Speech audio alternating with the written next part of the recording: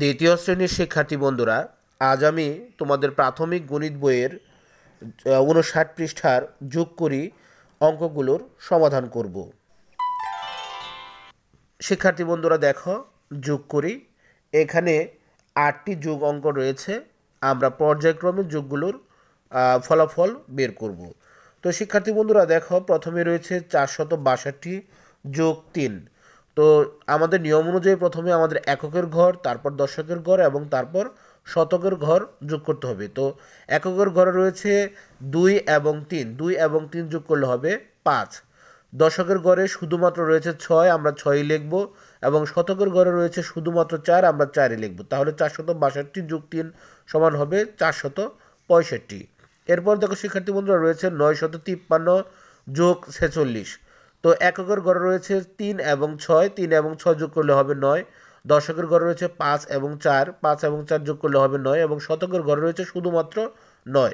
যেহেতু ৪৬-এর শতকের ঘর নেই, সেহেতু এর ফলাফল হবে ৯৯৯। শিক্ষার্থী বন্ধুরা, এরপর দেখো ৬২০ যোগ ৩৭০, ৩৭০ যোগ করতে গেলে আমরা এককের ঘরে রয়েছে ০, ০ই লিখব। দশকের ঘরে রয়েছে ২ এবং ৭, ২ এবং ৭ যোগ করলে হবে ৯, এবং শতকের ঘরে রয়েছে ৬ এবং ৩, ৬ এবং ৩ যোগ করলে হবে ৯। এরপরে দেখো শিক্ষার্থী বন্ধুরা, রয়েছে ২৩৩ যোগ ৩৫০, ২৩৩ এবং ৩৫৫ যোগ করলে প্রথমে আমরা এককের ঘর যোগ করব। এককের ঘর দেখো শিক্ষার্থী বন্ধুরা, রয়েছে ৩ এবং ৫, ৩ এবং ৫ যোগ করলে হবে ৮। এরপরে দশকের ঘরেও রয়েছে ৩ এবং ৫, ৩ এবং ৫ যোগ করলে হবে ৮, এবং শতকের ঘরে রয়েছে ২ এবং ৩, ২ এবং ৩ যোগ করলে হবে ৫।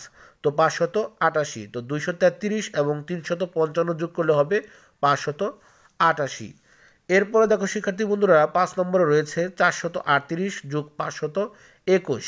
তো প্রথমে আমরা এককের ঘর যোগ করব, এরপর দশকের ঘর এবং এরপর শতকের ঘর।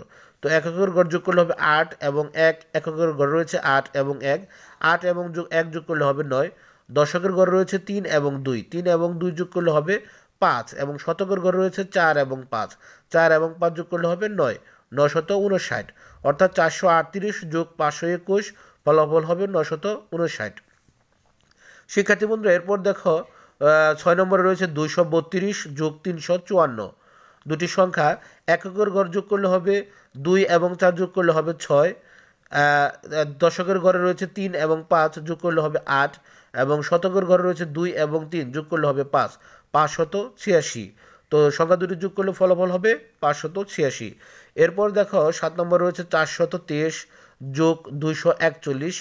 তো আমরা প্রথমে এককের ঘর যোগ করব। এককের ঘরে রয়েছে ৩ এবং ১, ৩ এবং ১ যোগ করলে হবে ৪, ২ এবং ৪ যোগ করলে হবে ৬, এবং ৪ এবং ২ যোগ করলে হবে শতকের ঘরে ৬। তো ৪৩০ এবং ২৪১ যোগ করলে হবে ৬৬৪। এরপর দেখো শিক্ষার্থী বন্ধুরা, রয়েছে ৮ নম্বরে ৫৫৫ যোগ ৩২৪। ফলাফল বের করার জন্য প্রথমে আমরা এককের ঘর যোগ করব। তো এককের ঘরে রয়েছে ৫ এবং ৪, ৫ এবং ৪ যোগ করলে হবে ৯।